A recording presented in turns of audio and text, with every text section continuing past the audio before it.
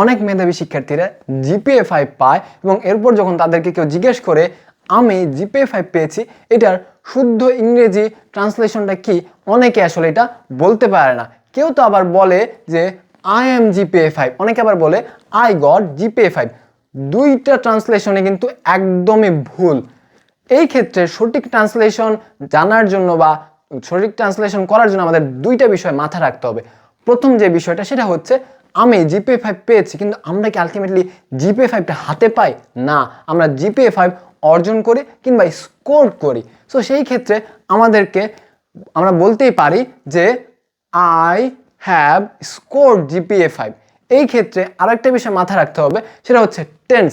আমরা জিপিএ 5 পেয়েছি, এই ক্ষেত্রে আমরা জিপিএ 5 হয়তো 2 বছর আগে পেয়েছি, কিন্তু আমরা কিন্তু এখনও সেই রেজাল্টটা ইউজ করতে পারি। সো আমি জিপিএ 5 পেয়েছি, এই ক্ষেত্রেও প্রেজেন্ট পারফেক্ট টেন্স ইউজ করতে হবে। তাই আমরা বলবো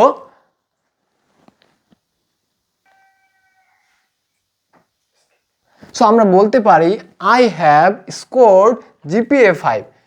প্রেজেন্ট পারফেক্ট টেন্সের যে স্ট্রাকচার সেটা মেনটেন করে আসলে আমরা এই দুইটা সেন্টেন্স তৈরি করেছি। এর পরের নিচের সেন্টেন্সটা আমরা দেখতে পাচ্ছি আই হ্যাভ অ্যাচিভড, আমি অর্জন করেছি জিপিএ 5।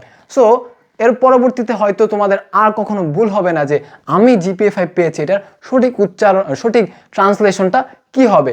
সো আমার এই মুহূর্তে প্রশ্ন তোমাদের কাছে, সেটা হচ্ছে আমি ঢাকা বিশ্ববিদ্যালয় ভর্তি পরীক্ষায় 100-র মধ্যে 90 পেয়েছি, এইটার ইংলিশ ট্রান্সলেশনটা কি হবে?